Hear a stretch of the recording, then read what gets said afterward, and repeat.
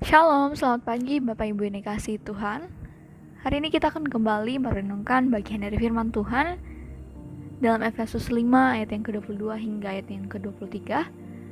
Ini tentang dalam susah ataupun senang. Hai istri, tunduklah kepada suamimu seperti kepada Tuhan, karena suami adalah kepala istri, sama seperti Kristus adalah kepala jemaat. Dialah yang menyelamatkan tubuh. Saya harap kita semua dalam kondisi dan situasi yang baik-baik saja. Ini tentang dalam susah ataupun senang.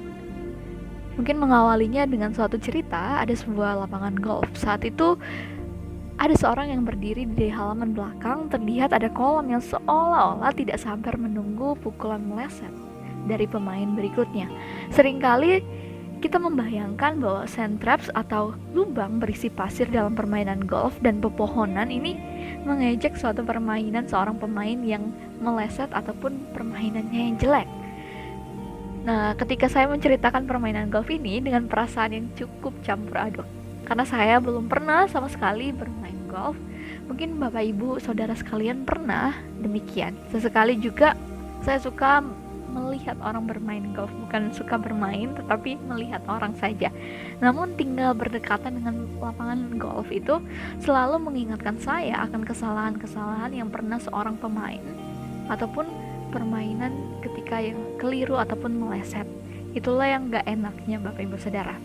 Masalah yang sama dapat timbul dalam pernikahan. Terkadang suami atau istri melupakan harapan dan mimpi-mimpi yang mereka saling bagikan ataupun pernah mereka rencanakan satu dengan yang lain. Maka kehadiran pasangan bukannya justru menjadi seorang motivasi, motivator ataupun pendorong dalam kehidupan semakin maju, tetapi menjadi sumber gangguan, pengingat berbagai kesalahan dan kekecewaan di masa lalu. Ketika Rasul Paulus menulis surat kepada jemaat Efesus, ia meminta agar para suami ataupun istri mengarahkan pikiran mereka pada hubungan mereka dengan anak Allah.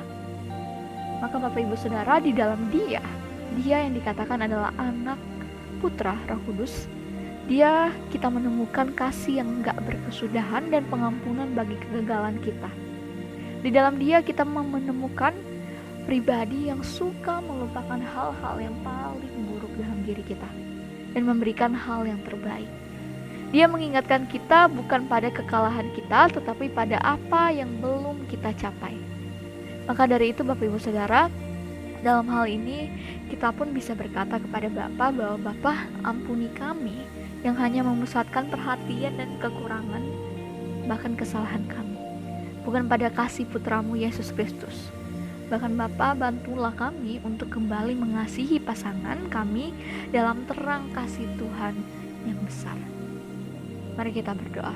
Bapa dalam surga, kami bersyukur dan terima kasih hari ini di mana Tuhan masih memberikan kami waktu dan kesempatan, baik di dalam susah maupun senang kami percaya bahwa Tuhan senantiasa beserta kami.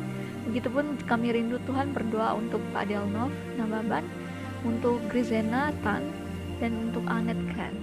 Kami berdoa untuk masing-masing dari mereka dalam kasih karunia dan limpah Kristus, untuk senantiasa menunjukkan kasih Tuhan yang begitu besar dan menyertai menuntun setiap langkah juang mereka, berikan kesehatan, hikmat, dan kebijaksanaan bagi mereka semua Tuhan. Kami menyerahkan semua ini ke dalam tangan-Mu Tuhan yang memimpin dan menyertai. Di dalam nama Yesus Kristus kami berdoa dan mengucap syukur. Amin. Selamat beraktivitas. Tuhan Yesus memberkati Bapak Ibu Saudara sekalian.